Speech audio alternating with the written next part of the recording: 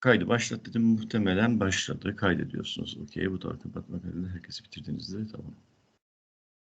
Kaydediyoruz. Evet.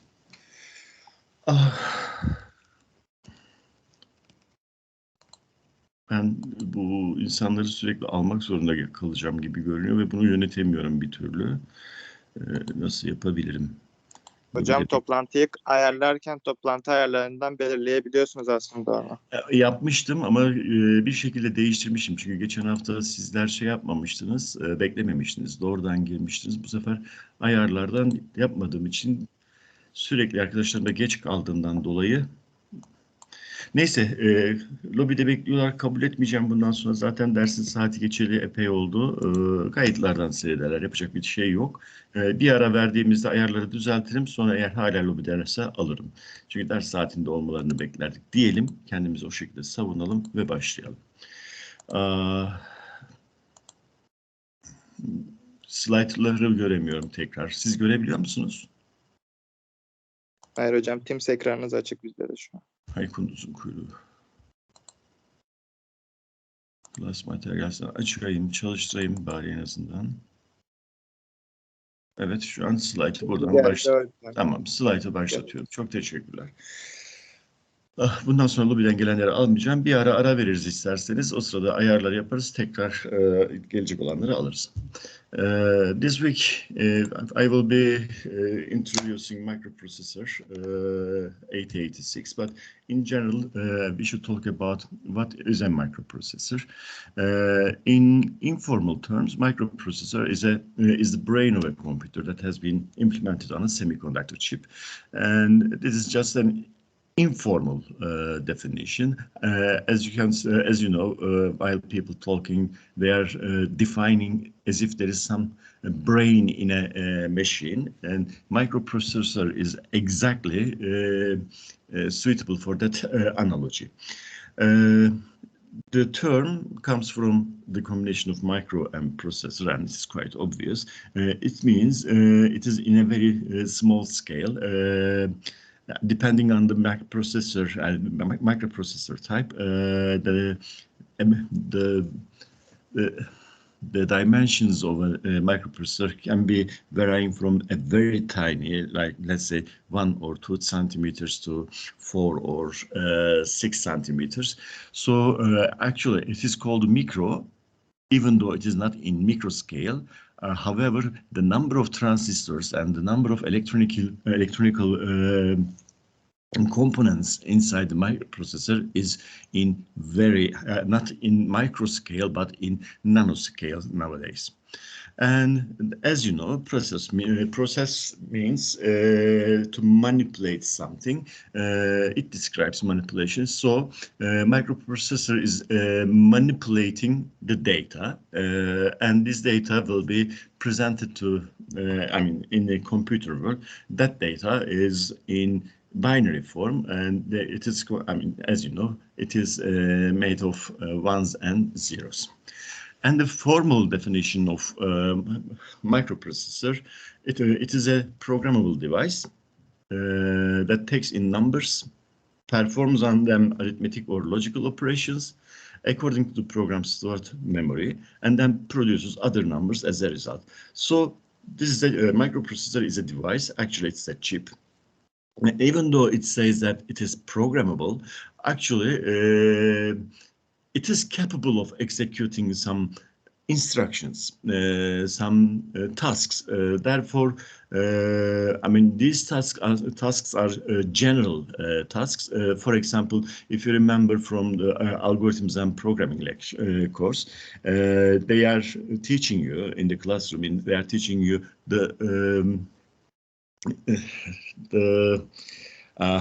Allah'ım.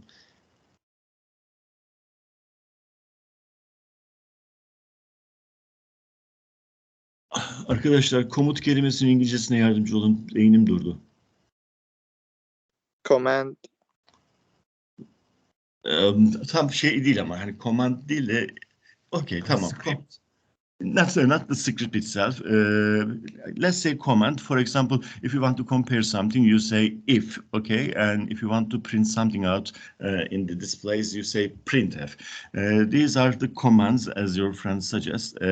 Microprocessor is designed, electronically designed, to execute some tasks like compare. In terms of programming language, it is if. For microprocessor, it is compare. And all these commands, actually not, I don't want to say commands, but I should say tasks. As you know, you took the class digital design, and in digital design, you learned about encoders, decoders, registers, and also you were capable of doing and creating circuits that is capable of adding, subtracting, or even multiplying numbers, binary numbers. And also by using comparators, by using XORs, for example, you can compare the numbers, whether they are equal, or you can even build even complex circuit to define whether it is larger or smaller, etc. And from the flip-flops, you created some counters, and all of these subjects are used to build up a microprocessor. So microprocessor is fully the implementation of digital design, what you learned from digital design. Okay, and for example, when you write a code, when you write a program in machine language, computer takes a code for a particular command, and decoder decodes that command and activates as part of activates a circuit inside the microprocessor, for example, to make an addition. Okay, and the numbers are stored in memory, as you know, in RAM, and some registers. Some counters or some counters are producing address of that data you want to add them up together, and some registers are employed for shift registers. I'm talking about that. As you know, there were latches and registers to store data. You were, combining them together to form an 8-bit latch or 8-bit register. And by the help of the registers, you store the data and you bring it to microprocessor. And inside the microprocessor, there are certain registers which is used for the processes. Şunları bir alayım arkadaşlar, çok oldular. Anyway, all those data from the data that you want to add them up brought to inside the microprocessor through the wires, and by the help of registers, it is stored inside the microprocessor, and there is an arithmetic logic unit, and we will discuss later on. It's a circuit that is capable of adding, multiplying, dividing, and comparing, etc. And the results will be produced, and the outcome will be stored in another internal register. And by the help of bus interface unit, the result will be stored at the output. So a simple addition operation will be requiring lots of operations, electronical operations to be completed. So it's a complex machine, but if I was lecturing digital design course, because in the past I was the one who is giving the course. I was how can I say this? I was given an example of a 4-bit microprocessor.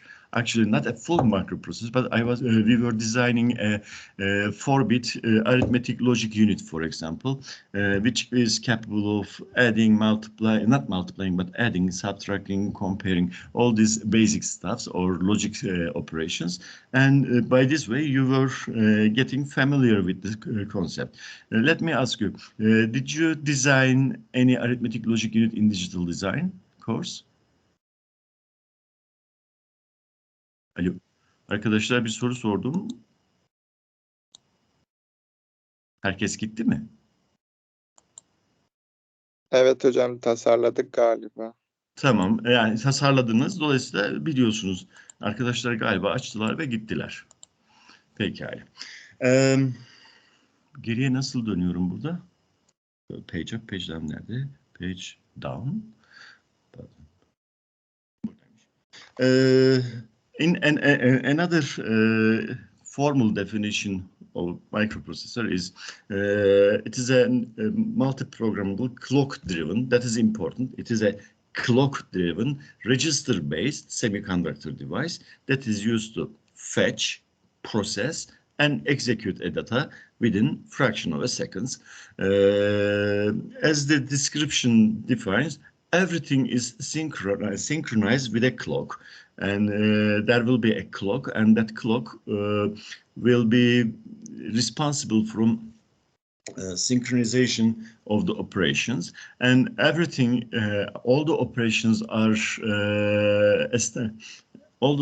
are accomplished by using registers, which is inside the semiconductor, and all the commands from the memory, because the program is stored in the memory, and all the programs are fetched from memory, and it has been processed to identify what kind of command is this, and then execute and produce a result. And all these operations are accomplished within a fraction of a second. And as you know, the computer speeds are enormous, and they are capable of producing, operating in gigahertz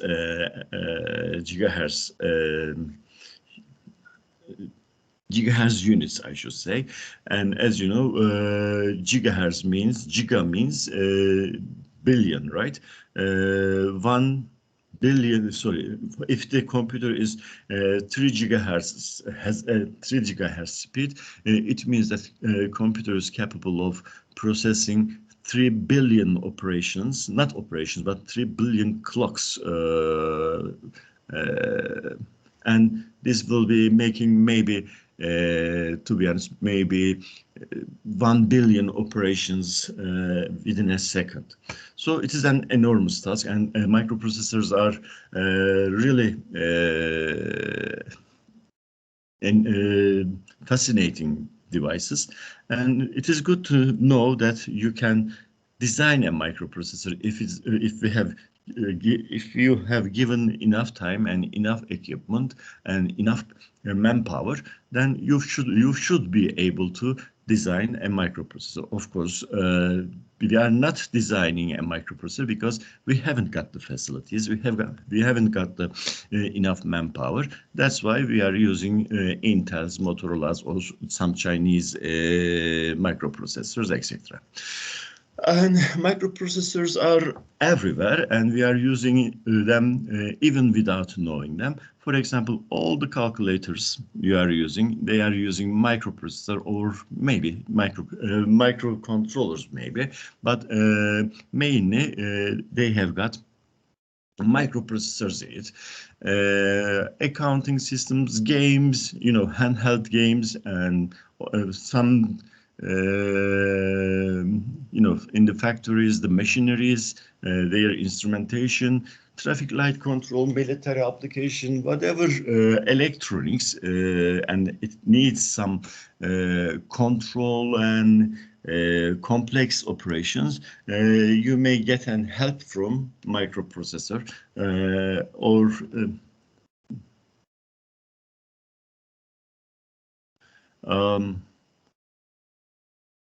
Okay, something has happened, but I don't know what it is. Anyway, so it has a broad range of operations. The microprocessor, I mean, I have chosen, not I have chosen, but we have chosen as the academicians start teaching microprocessors from 8086. This is a very common practice in the world. The reason before 8086 there were some other microprocessors, but they were quite basic. They shouldn't be. I shouldn't be calling them proper. Of course, they are microprocessor, but they are for mostly for instrumentation, for factories, you know, accomplishing small tasks, etc. But with 8086, the modern day microprocessors are based on the architecture of 8086. And even though it says in 1979, the true date is 1978, so there is an error there. I mean, today's microprocessor's ancestor is 8086. Everything starts with 8086 architecture. After that, in 1982, 8286 has been put forward to market by Intel. But please don't forget that the structure, the terminology, everything is same. Only the size of the registers and the speed and some, for example, the size of the queue, etc., will be changing, improving slightly, and they are putting forward into market as a new microprocessor. But the basic idea, the basic, yes, the basis of a microprocessor starts with 8086, so that's why it is important for us. And as you can see, for the Intel microprocessors, the timeline has been presented in the slide. Of course, it is not finished in 2001. It is now, there are some other microprocessors, which is you are currently using, or I'm currently using in my laptop or in my desktop. And I don't want to go through all of them, but what you should know, 8086 is the ancestor of all those microprocessors. Now, we have got a table here. Şu dışarıda bekleyenleri yine alayım arkadaşlar.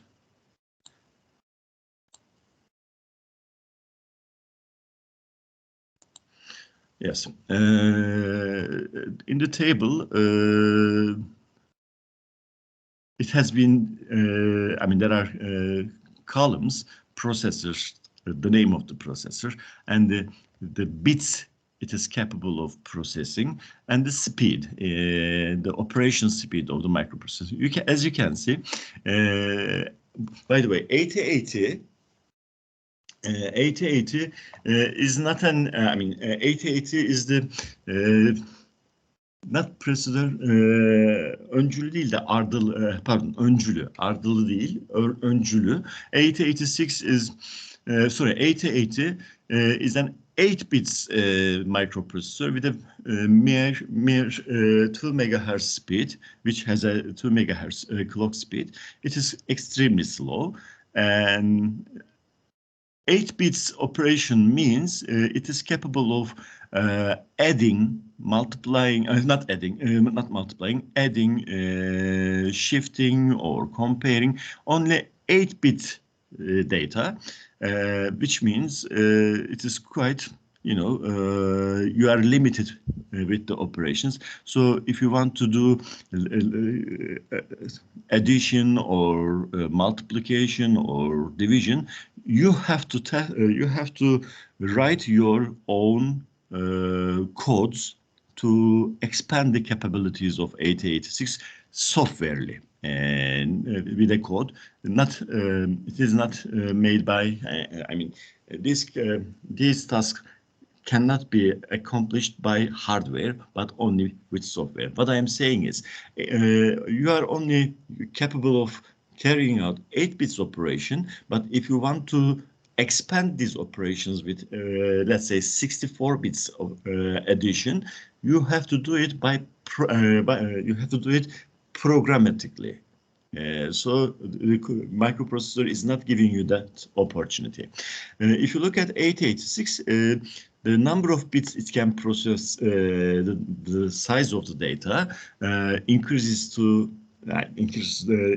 it doubles. It increases to 16 bits, and the speed almost 5 times faster than its preceders. And after that, 286, it is still 16-bit. It is still 16-bit microprocessor, but the speed doubles, as I told you before. And if you check Itanium, after now the microprocessors we are using is 64 or 32 or 64 bits microprocessors. That's why while you are setting up the programs, it is asking you whether it is a 32-bit or 64-bit operation. So it depends on your operating system, and of course depends on your hardware. You should be, your microprocessor defines what kind of softwares you should be installing, and as you can see, the speed is ranging from 1 gigahertz to almost 4 gigahertz, and the speed of the microprocessor,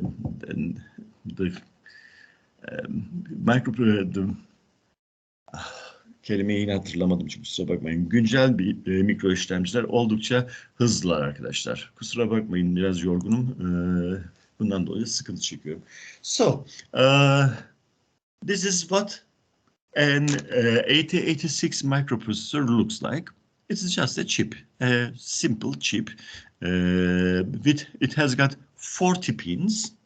And you can, if you want, you can count them. It is first introduced in 1978, and it was the first 16-bit microprocessor. Now you know what does it mean by what I mean by saying 16-bit.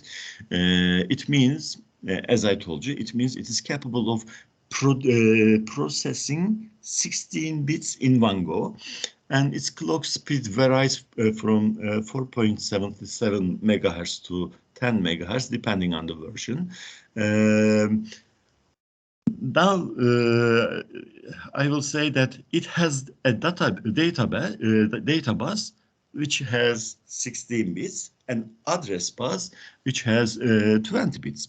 Of course, the term bus, maybe you are you are not familiar with it. I will be explaining it shortly. It means for data we need 16 pins, and for the address of a memory, in order to take data or write data to memory, you need to produce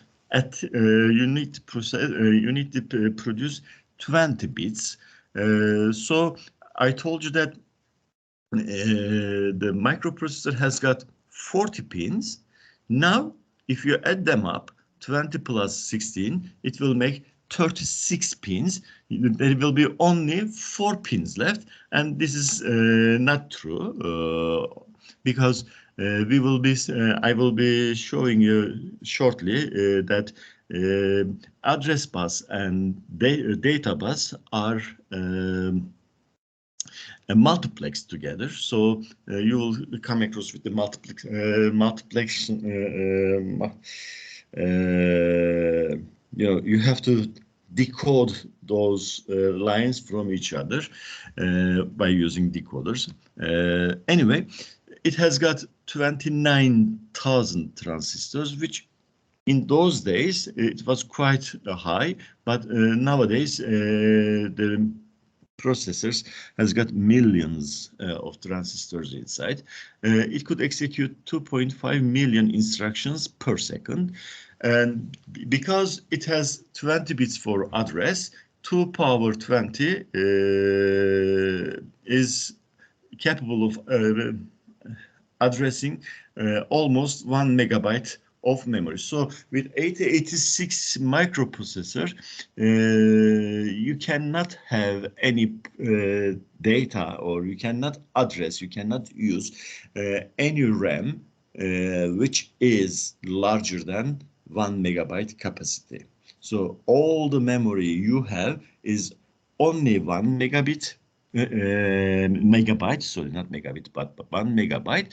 And that doesn't mean that your codes can be as much as 1 megabyte length. No, it can be, it has to be smaller than this because of the segmentation of the memory, and we will be talking about this later on. And it says it had 22,000 instructions, but I don't think so. The number of instructions is, I think it was about 500, something like that. I'm just checking with in another. No, I can't see, but that's not true. That information, they saying that it had 22,000 instructions, that is not true. I mean, you can omit that one. And the most importantly, it had the capability of multiplication and division instructions. That was quite revolutionary for the time being in those days. Okay. Now let's talk about some basic terms. This is important because even though you are computer engineering students, unfortunately, some of you doesn't know what a nibble is, what a byte is, and what a word is. And let me go through once more. Bit, a digit of the binary number, as you know, it is either 0 or 1. A nibble is data which has 4-bit length. So when we talk about nibbles, actually we are talking about 4-bit length binary numbers. A byte, as you know, is 8-bit, and a word is 16-bit. So we can say that my 8086 microprocessor is capable of processing words, not bytes, but words. Bytes as well as words. And double is 32 bits. And as you know, data is a binary number or code operated by an instruction.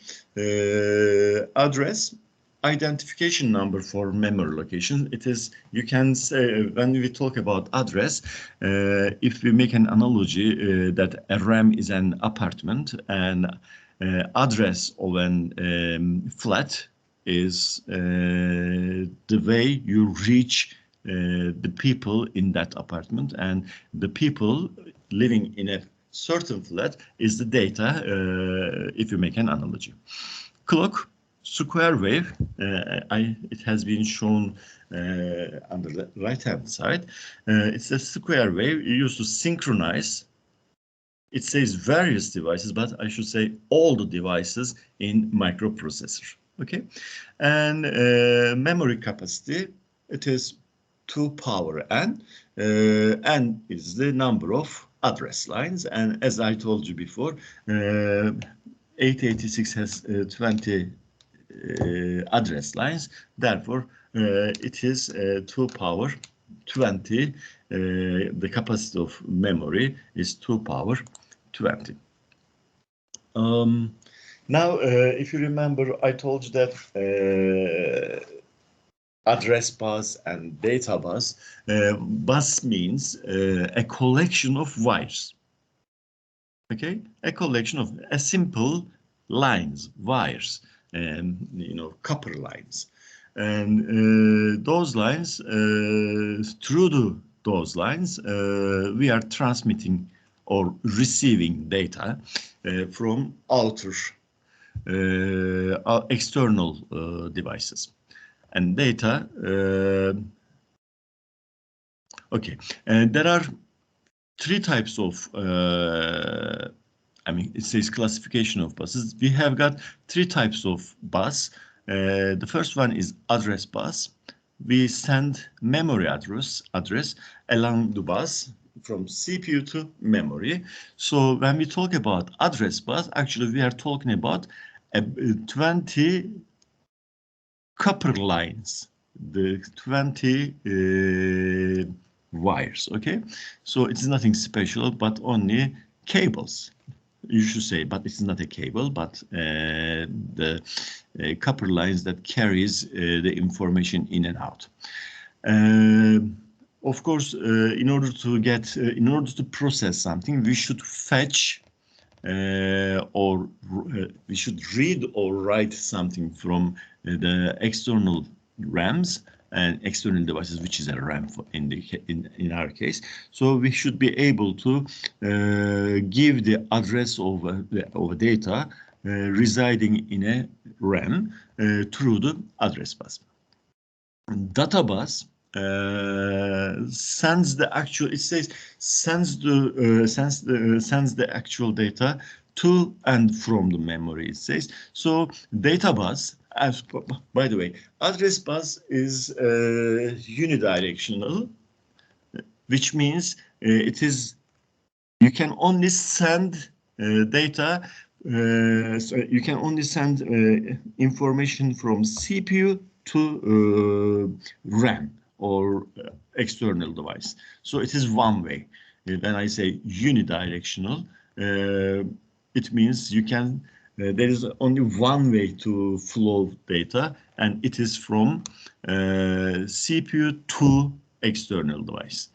And data bus, on the other hand, is a bidirectional bus, and which means the data can flow from external device to CPU or vice versa. It means from CPU to external device or from external device to CPU.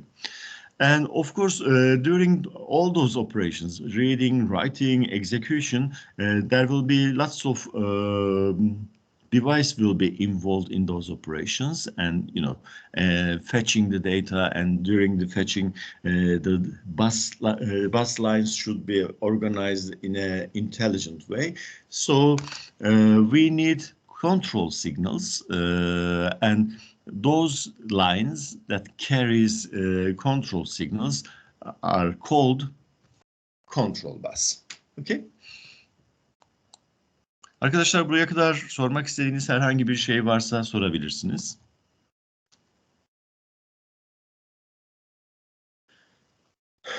Her şeyin anlaşıldığını varsayıyoruz ve devam ediyoruz. That's a typical microcomputer, not microprocessor, but microcomputer concept. As you can see on the left-hand side, there is a microprocessor, and the data is coming out. I mean, the addresses are coming out from CPU to input-output ports and the memory like RAM, ROM, cache, hard disk, etc. If you look at the arrows, address bus has got how can I say, outgoing arrows. And if you look at data bus, it is bidirectional. The head of arrows are in the both ends. So data can be fetched into CPU through the data bus or sent from data bus to input-output devices or memories in bidirectional ways. And the control bus is bidirectional as well, depending on the lines. Some lines are one directional and some lines are two directional. So some control lines are from the CPU to external device, and some lines are from external device to CPU. So that's why bidirectional. It doesn't mean that the signals are bidirectional, but the bus itself bidirectional. The difference is the individual lines will be unidirectional, but the direction is not all of them are going out or coming in. So some of them are output, some of them are input. That's why it has been marked as bidirectional. I'm talking about control bus, of course. And another basics of in order to understand what's going on in the microprocessor, you should be familiar from digital design, which is called a concept which is called three-state logic.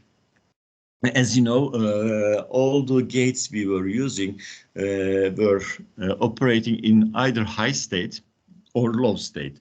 It means logic 0 or 1. But in reality, there is another state, not only high state and low state, but also high impedance state. And with high impedance state, output is not being driven to any defined logic level by the output circuit, and the circuit, the device, which is presenting high impedance state, can be treated as if the line or the output or the input has been disconnected from the system. So it is like in stealth mode. As you know, stealth mode means hayalet mode in Turkish. In the third state, in high impedance state, if you force an integrated circuit to be in the third state, Z state, what you do actually, you disconnect that integrated circuit from the board, as if it pretends as if it has never been there. It is not connected to the circuit. Burayı Türkçe söyleyeyim çünkü anlamama ihtimaliniz var sonrasında. Belki karışık anlatmışımdır diye. Kafanıza netleşsin diye söylüyorum arkadaşlar. Eğer daha önce görmediyseniz. Normal bir dijital kapı 0 ve 1'ler latch operate ediyor. İşte yani AND kapısını hatırlayın, OR kapısını hatırlayın. Ama bazı dijital devreler, dijital entegreler çıkışları ya da girişlerinde üçüncü duruma, üçüncü state'e geçebilirler. Bunlar da işte tri-state entegreler deniyor. High impedance gösterir. Yani çok yüksek impedans, çok yüksek direnç gösterir akıma karşı. Eğer üçüncü duruma alacak olursanız. Bir kontrol sinyali aracılığıyla alıyorsunuz tabii ki üçüncü duruma. Eğer bir kontrol sinyali gönderip entegrenin üçüncü duruma geçmesini istediğiniz anda olan şey şudur. Bütün girişleri ve bütün çıkışları high impedance gösterdiği için sanki içeriye ne akım alırlar ne de içeriden akım verirler. Dolayısıyla sanki oraya hiç bağlı değilmiş. Entegre oradan kopmuş gibi davranır. Yani sanki orada bu entegre yokmuş gibi davranır. Bu bizim için önemli çünkü mikroprosesörümüze maksimum mod ve minimum modları bahsederken kullanmamız gerekecek olan bir özellik. O yüzden burada bahsetmemiz gerekiyordu. Three-state logic is an important concept that why? Because we can operate 8086 in two modes, either minimum or maximum mode. And while describing maximum mode, I will be talking about the third state, which is high impedance state. That's why we have to mention about this concept in here. A basic microprocessor system will have a central processing unit, and the external devices will be output devices such as monitor, printer, input devices such as keyboards, mouse, etc. And the secondary storage devices, disks, tapes, optical disks. Even though it says central processing unit and primary storage unit is inside here, it is primary storage unit, which is called RAM, is not in the central processing unit. So there is the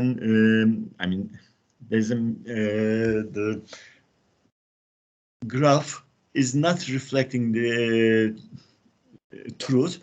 Only control unit and arithmetic logic unit is in the central processing unit, and primary storage unit is heavily connected. they are called, I mean, without RAM, CPU doesn't have any meaning. So that's why it included inside the central processing unit to display that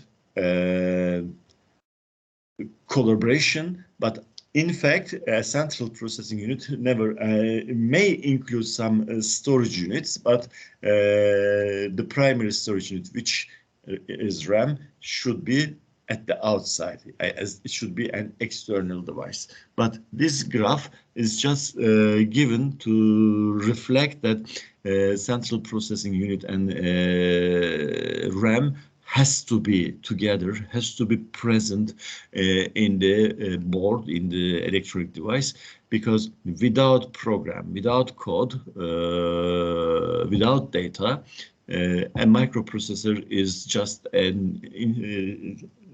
a solid state electrical device, and it has got no spirit at all. So the software that is stored in the RAM can be, we can make an analogy that the spirit of the device.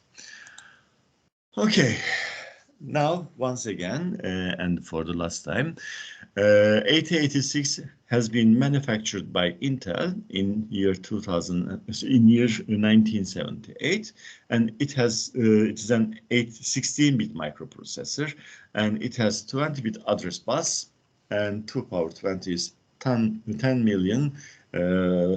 A number is missing there, but it is almost 1 megabyte memory. We are capable of addressing 1 megabyte memory locations, and that is important. It provides 14 16-bit registers. So internally, there are 16-bit registers and 14 of them.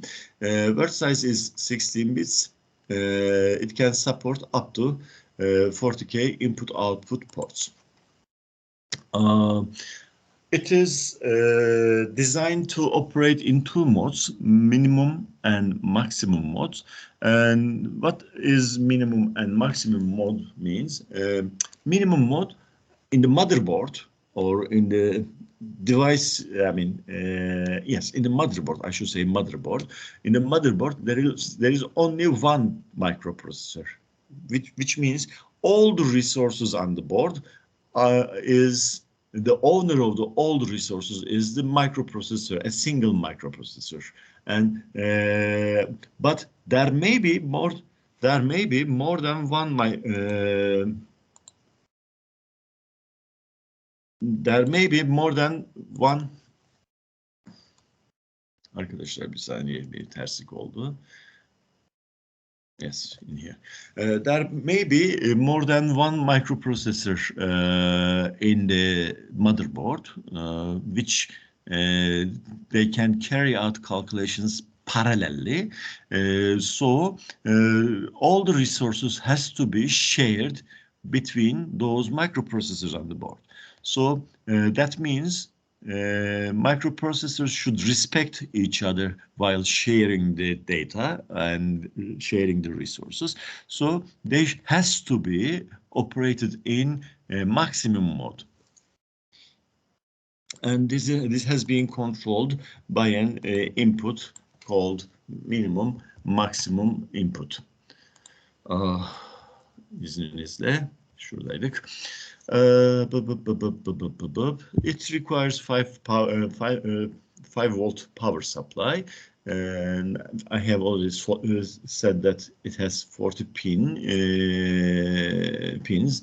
Address range from 0000 hexadecimal to FFFFF hexadecimal.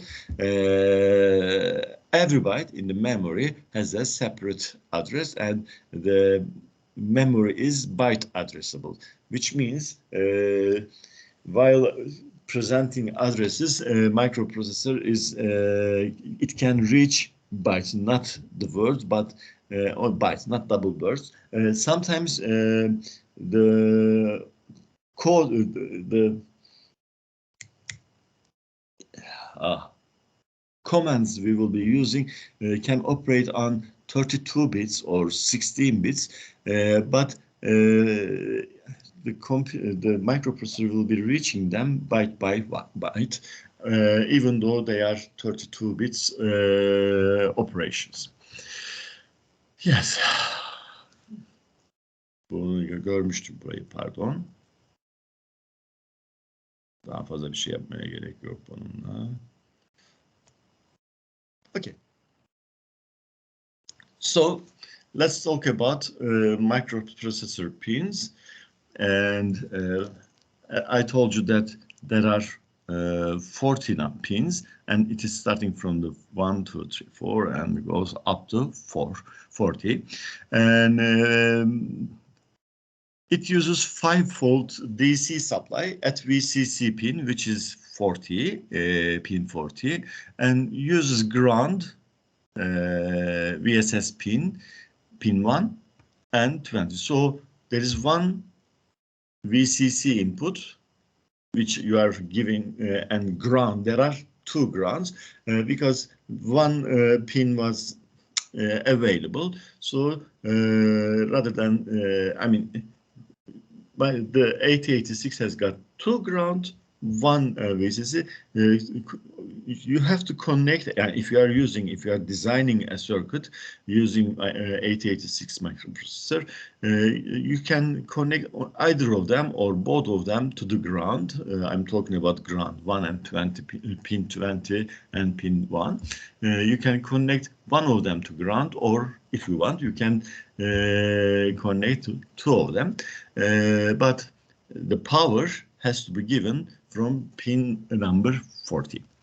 And the clock signal, as I told you, all the operations has to be synchronized. So it has been provided through pin 19. It provides timing to the processor for operations. Its frequency is different for different versions of 8086. It ranges from 5 megahertz to 10 megahertz. So the power and clock signals are occupying 4 pins of 8086. I will be talking about this later on, okay? That's an important, those slides are important.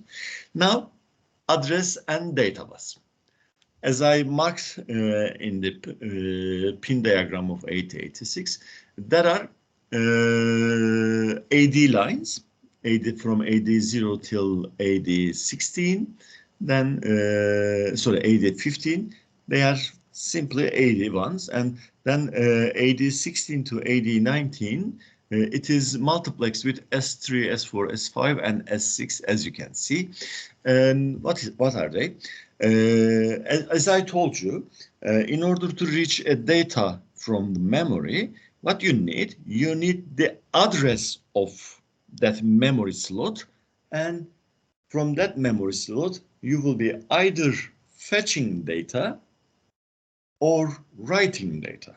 Okay, since 8086 is an 16-bit microprocessor, you can bring, or you can fetch, or you can write 16 bits in one go. So you need 16 bits data bus, and they are from AD0 till AD15. There are 16 lines. Those lines are used for bringing or fetching or writing data. But in the meantime, we need 20 address lines, and they are starting from pin number 16, AD0 till AD19.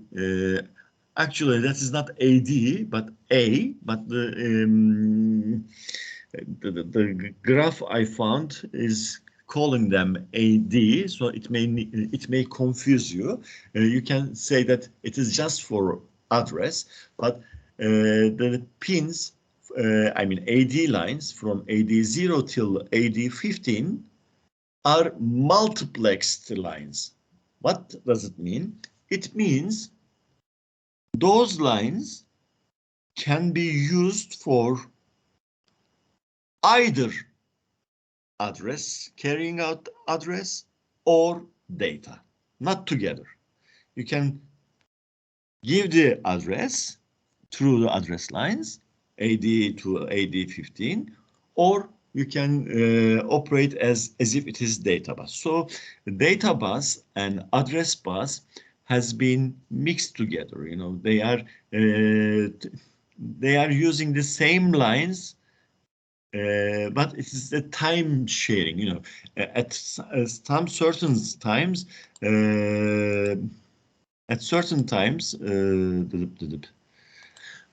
it has been used as data, and at some certain times it has been used as address lines. Let me show you in here.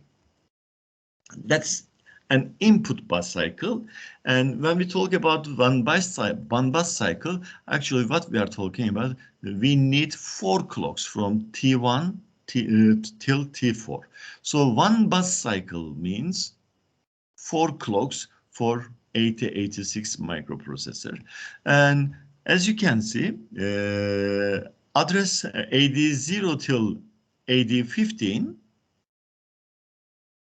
in the first clock at T1, it has been used as outputting address, and at T3, it has been used, those lines has been used for carrying out or carrying in data. So if it's an input bus cycle, we will be reading data inside, we will be reading data. And if it's an output bus cycle, we will be outputting data from the microprocessor.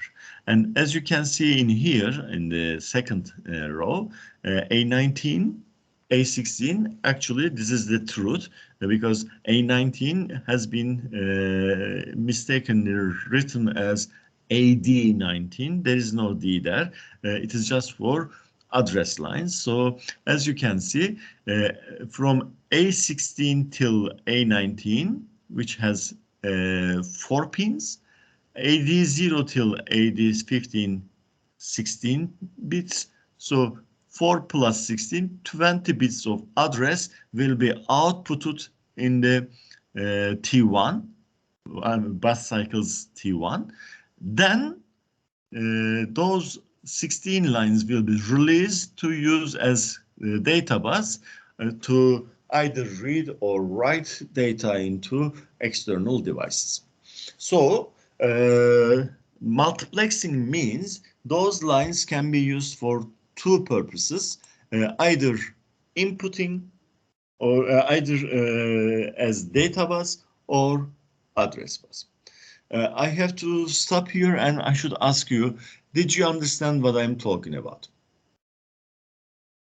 Sesim geliyor mu hocam? Geliyor, evet. Benim biraz aklım karıştı da. Türkçe geçebilir misin acaba olsun? Çok kısacık şöyle söyleyeyim. Hani bu alışkanlık olmasın ama yani çünkü gerçekten çok yorucu oluyor o zaman. Sürekli hem Türkçe hem İngilizce anlatmak. Ama burası gerçekten karışık olduğu için bir Türkçe geçeyim. 40 bacağımız var. Çok sınırlı bacak sayımız var. Yapmamız gereken kontrol sinyallerimiz, görüyorsunuz orada bir sürü işte denler, DTR, MO falan filan yazıyor. Bir sürü sinyale ihtiyacımız var operasyonları gerçekleştirebilmemiz için.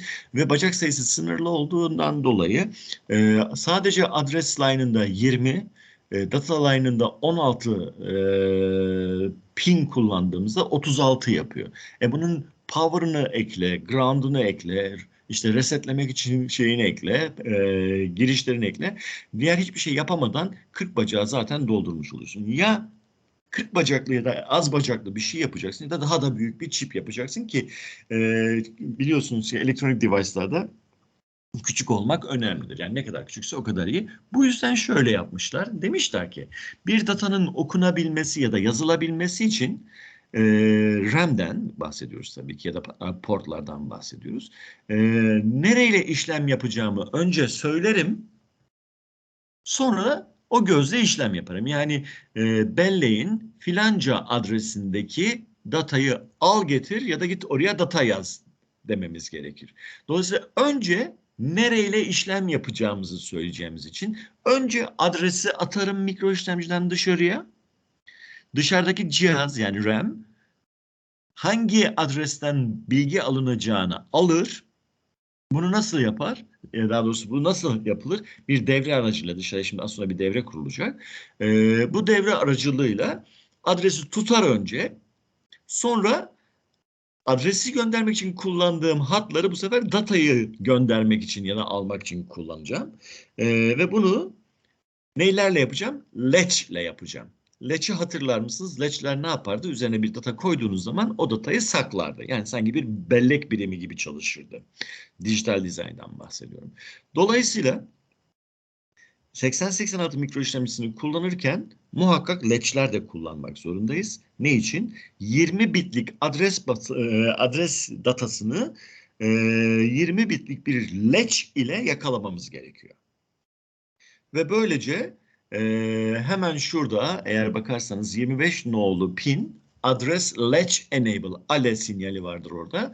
Dolayısıyla bu sinyal aracılığıyla dışarı atılan, önceden dışarı atılan adres bilgisi adres latch enable'dan gelen bir sinyalle dışarıdaki latch tarafından tutulur.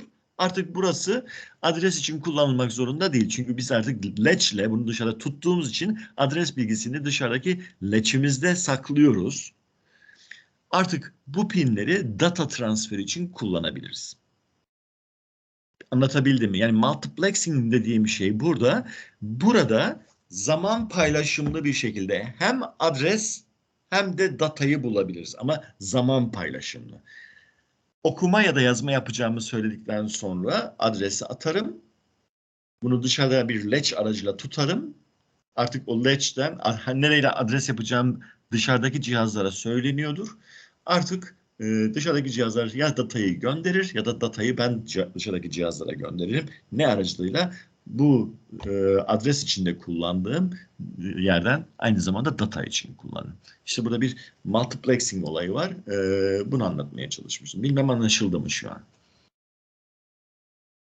Anladım hocam. Teşekkür ederim. Tamam. 35'ten 38'e kadar olanlarda AD diye yazılmış ama oradaki değerler yok aslında. A16, A17, A18 ve A19'dur onların gerçek adı. Yani bunlarda adres bitin geriye kalan 4 biti. Yani toplamda 20 tane olması olduğu için 20 tane bitini yani 20 tane adres biti o zaman AD 0'dan A19'a kadar olan tamamı adres için kullanılıyor. Adres latch enable'dan sinyal giderek dışarıdan bu tutturuluyor. Ve artık daha sonrasında da işte 16, birden 16'ya ve 39'da dahil olmak üzere toplam 16 tane şeyden de database olarak kullanıyoruz. Olay bu yani. Bunu açıklamaya çalıştım yazılarda ama umarım anlaşılmıştır.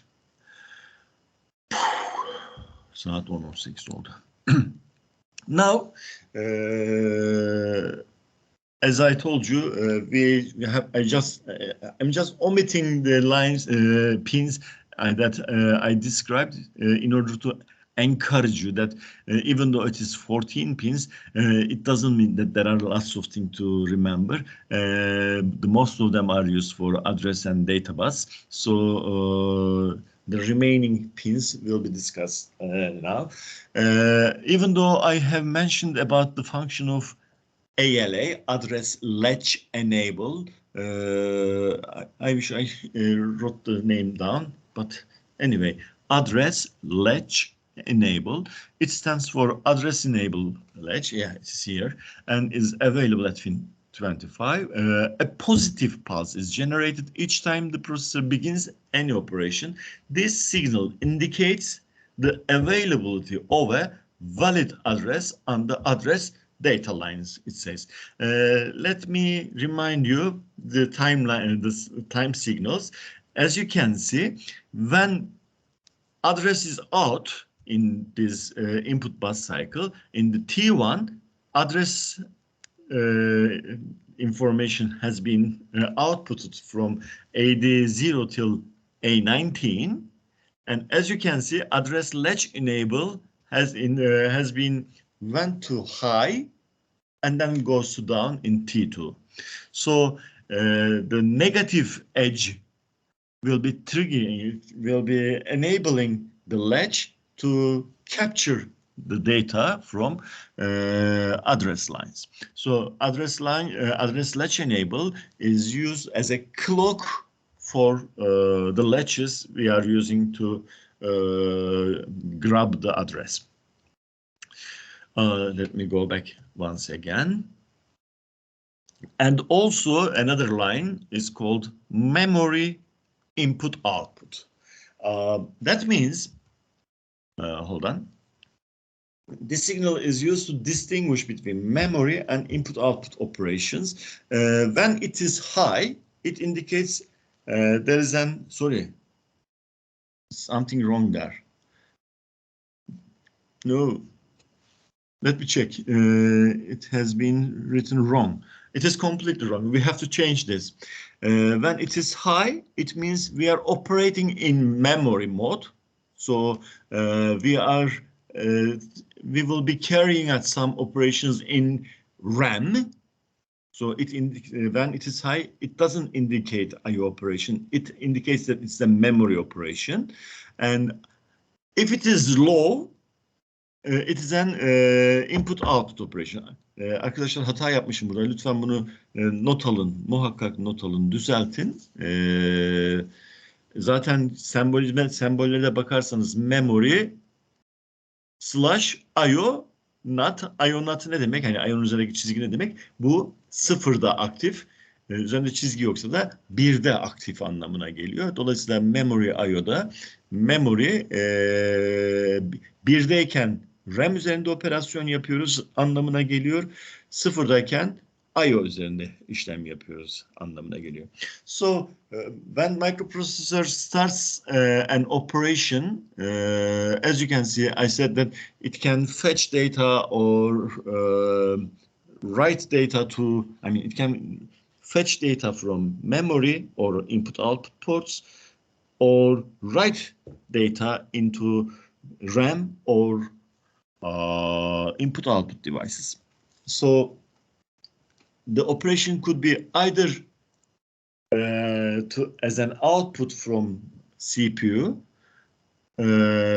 or input, as you know, but the devices could be either memory or input-output devices, ports. For example, you are controlling some processes, so you need ports there, and as if printer ports, you can think like that. But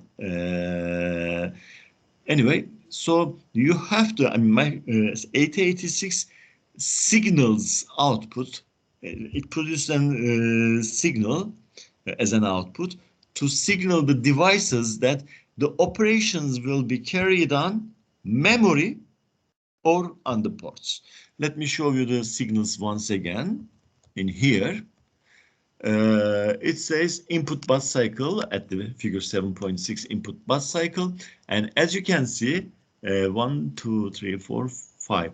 The fifth row, it says memory I/O signal. At the beginning of the T1, in the one bus cycle, at the beginning of T1, this goes to either 0 or 1, depending on what kind of operation we are using. If we are writing or reading from memory, it will go high. If we are reading or writing to port, it will go low. And in this diagram, it has been stated clearly. Low is equal to I/O read. High means memory read. Okay, so the slide there is wrong. Please make a note and correct it. Okay, maybe it's a good thing to put some errors like this. By this way, if you don't join the class, then you will, if you just study the slides, you will make some mistakes, and that will be a prize for the ones who is attending the class. It is cruel. Anyway, so I have introduced two new signals, address latch enable, which is used to hold address information, and memory I/O signal that is used to inform the outer devices that the operation is carried on. Either the operations will be carried, that's important. The operation will be carried on memory or input-output device. So before starting to an operation, all the devices connected to microprocessor will be informed from the very beginning of bus cycle, stating that this operation will be carried on memory or input-output device by the help of memory input-output signal. Now, I just blacked them out. Two new signals, they are called read or write. And by the way, there is another error. Write, the line write should be at the top, as in here. So read is active when it is 0, write is active when it is 0. So that line underneath write has to be at the top to indicate that this is an low level active signal. From the very beginning, I'm saying that we will be either reading data from the outer devices or writing data into outer devices. So microprocessor will be either reading or writing, and it has to be signaled out with the help of read and write signals, which is 32 is for read signal and 29 is for write signal.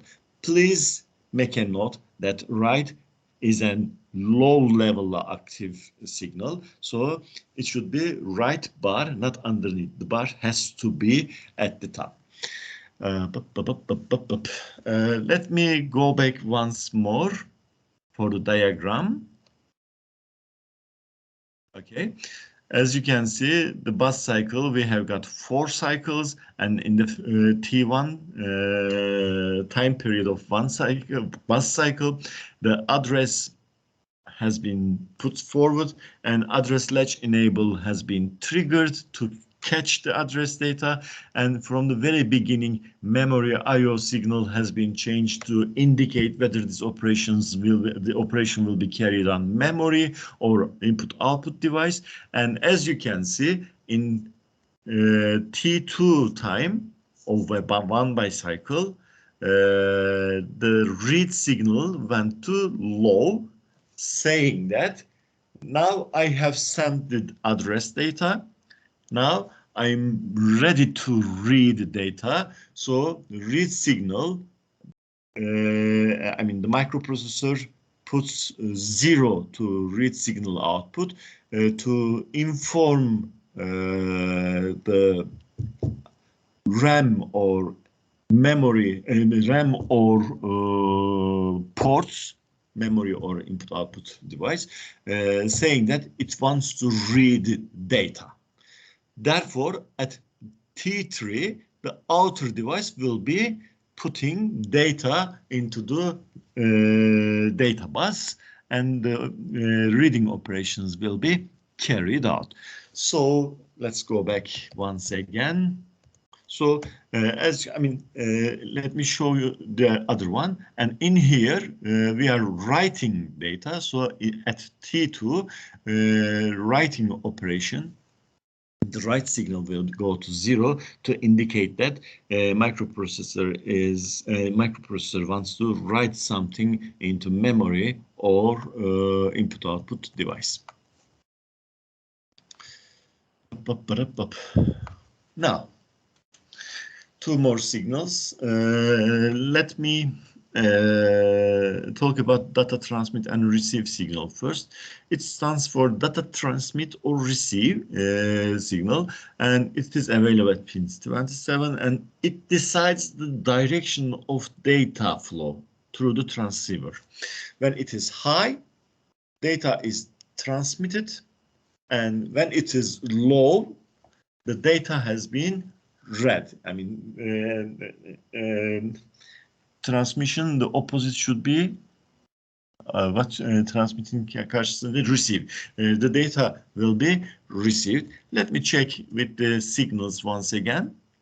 Now, as you can see, this is an input bus cycle. So, as you can see, data transmit and receive signal.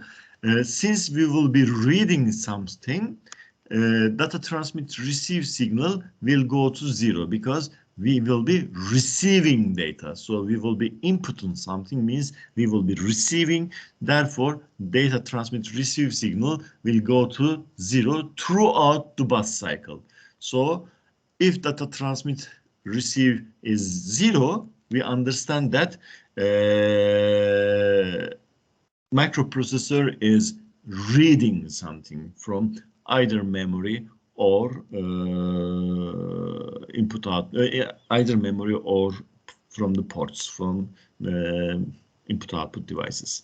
Let me check this one. And this is an output bus cycle. And if you check data transmit line at the very bottom, it says it goes to high. So I can confidently say that if I see this signal, I can say that the computer is writing something into memory or ports. So throughout the bus cycle, the data transmit receive signal will be signaling out whether the operation is a reading operation or writing operation. This is different from read or write signal. As you can see, write signal goes low, that everything is the microprocessor is ready to write something, but data transmit receive just informs the output devices that it will be transmitting something or it will be receiving something in the one bus cycle. So throughout the all operations, even though we didn't, the microprocessor didn't signal write or read signal, 1 clock before it is informing the output devices whether it will be reading or writing. It is informing the whole system for what kind of operations it will be carrying out. Burayı da Türkçe söyleyeyim arkadaşlar, bir yanlışlık olmasın, anlaşılmada farklılık olmasın çünkü bu kafa karıştırıcı bir şey.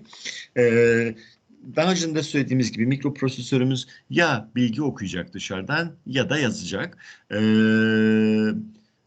Şu sinyali baştan aşağı bir konuşalım. Data enable'ın dışında her şeyi konuşmuş olalım.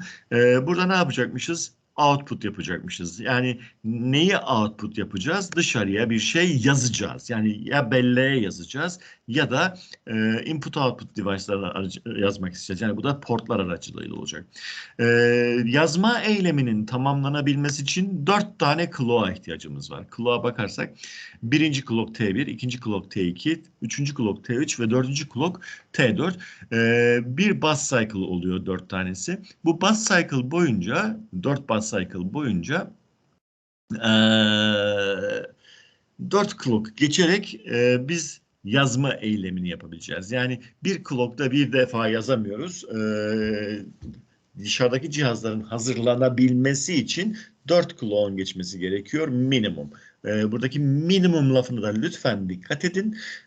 Çünkü bus cycle'ın illaki bus cycle 4 tane olmak zorunda değil. Belki de dışarıdaki cihaz yavaş olduğu için araya wait state'lerin girmesi, yani beklemelerin de girmesi gerekebilecek. Ama biz bir okuma eyleminin en az 4 clock'ta yapıldığını buradan görüyoruz.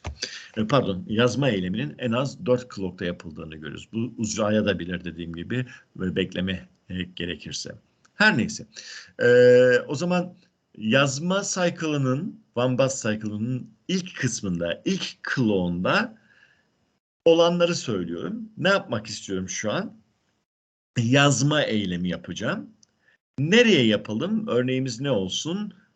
Belleğe yazma yapalım. Yani RAM'e yazma yapalım. Bu durumda olması gerekenler. 1. Hemen mikro işlemci ben dışarıya bilgiye göndereceğim. Çünkü yazacağım. Yazacaksam dışarıya bilgi göndereceğim diyor ve bunu data transmit receive'den nasıl bir işleme başladığını kendisini 1'e çekerek gösteriyor. 1'e niye çekiyor? Çünkü yazma yapacağım dediği için, yani transmit moduna gireceğinden dolayı DT, yani eğer bakarsanız DT aktif 1 demek. DTR çıkışı 1'e çekiliyor. Hemen burada bir hatırlatma yapalım. Eğer okuma yapıyor olsaydı burası 0'a düşecekti. Bir sonraki slaytta zaten hani o sinyallerde görüyorsunuz onu. O halde nasıl bir işlem yapacağıma karar verdiğim anda hemen dışarıdaki cihazları data transmit receive üzerinden ben şöylesi bir işlem yapacağım diye bilgilendiriyorum. Yine aynı zamanda hemen bu anda memory IO'ya bakın. Nerede işlem yapacağım bilgisini vermek zorundayım. T1'de. Yani ben dışarıya bilgi yazacağım. O yüzden DT'yi 1 yaptım. Bu yazma işlemini bellekte yapacaksam memory IO'yu ne yapmam gerekiyor arkadaşlar? 1 yapmam gerekiyor. Eğer portta yapacaksam 0 yapmam gerekiyor. Az önce de konuşmamızın başında dedik ki hadi gelin belleğe yazalım. Bu durumda memory IO'nun 0'a düşmesi gerekiyor. Yazma eylemi yapacağım için de data transmit receiver'ın 1'e çıkması gerekiyor. Dolayısıyla hemen bunu signal yaparak dışarıya bildirerek dışarıdaki tüm cihazlara dedik ki biz bellek üzerinde bir yazma işlemi yapacağız. Her şey şimdi hazır ve başlıyoruz. O zaman mikro işlemcimiz önce adres basağı, çünkü yazma eylemine başlayacağı için hemen adresin verilmesi gerekeceğini biliyoruz. Hemen adres basağı adresi koyuyor. Yukarıdaki 2 ve 3. Satırlardan bahsediyorum. Ardından adres latch enable'ı önce 1'e sonra 0'a çekiyor T1 içerisinde ve böylece dışarıdaki latch'lerin adresi tutmasını sağlıyor. Adresi artık bildiğimiz için bellek de kendisindeki bu adres gözündeki veriyi ne yapacak? Buraya yazı yazması gerekiyor. O halde data basağı, bu adres line'lar artık ne olarak kullanılıyor? Datayı dışarı atmak için kullanılıyor. Bakın orada data out yazıyor. Data basağı bilgiler yerleştiriliyor ve read sinyali 0'a çekilerek bilginin belleğe yazılması sağlanıyor. Ve bunun içinde geçmesi gereken süre işte bakarsanız T2, T3 ve T4'ün ortasında da bu işlem bitiyor. Herhalde işlemin hani timing'in nasıl olduğunu görmüşsünüzdür. Data transmit receive. Evet. Var mı burada bir sorununuz arkadaşlar?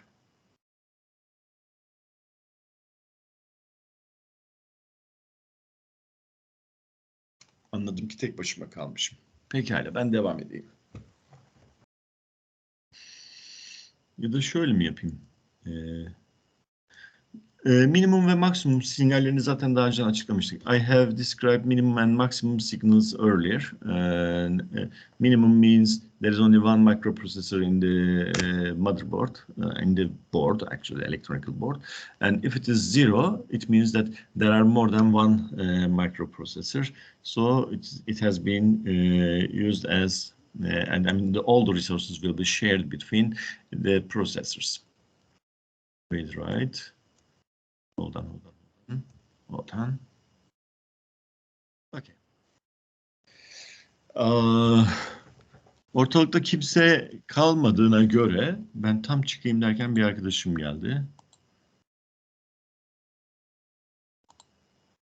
Gökdeniz hoş geldin. Yalnızca ikimiz varız anladığım kadarıyla. Arkadaşlar ben Gökdeniz ayıp olacak ama burada sonlandırıyorum. Çünkü yorucu oldu gerçekten. Şöyle yapalım. Şu ana kadarki anlattıklarımızı bir çalışın, bir bakın. Bir şeyler otursun. Haftaya geldiğimizde derse anlamadığınız bir yer varsa muhakkak sorun.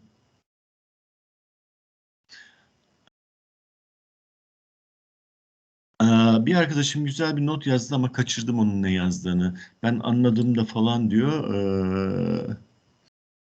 Her neyse göremedim arkadaşım. Az önce attığım mesajı nerede göreceğimi de bilemiyorum şimdi. Ama söylediğin şey ben anlamadım mı dedin, anladın mı dedin. Kaçırdım. Uzatmayayım. Şöyle yapalım. Burada bırakalım. Şu ana kadar anlattıklarımıza bir bakın. Bir pekişsin, otursun. Ondan sonra haftaya yeni kavramlarla geleceğimiz için Haftaya devam edelim, olur mu? Bugünlük bu kadar olsun çünkü gerçekten kafa bir süre sonra şişmeye başlıyor. Hani her ne kadar kayıtlardan siletseniz de sıkıntı çekmeye başlayacaksınız. O yüzden şimdi sonlandırmak istiyorum eğer sizce de bir sakıncası yoksa. Lobide bekleyen bir arkadaşım var. Teşekkür ederiz hocam. Teşekkür ederim. Ben teşekkür ederim Yıldız. Çok sağ ol. Hiç olmazsa buradaymışsın. Sevindim. Görüşmek üzere. Görüşürüz hocam. Görüşürüz İyi hocam. günler. Görüşmek üzere. Bay bay. İyi günler. İyi günler.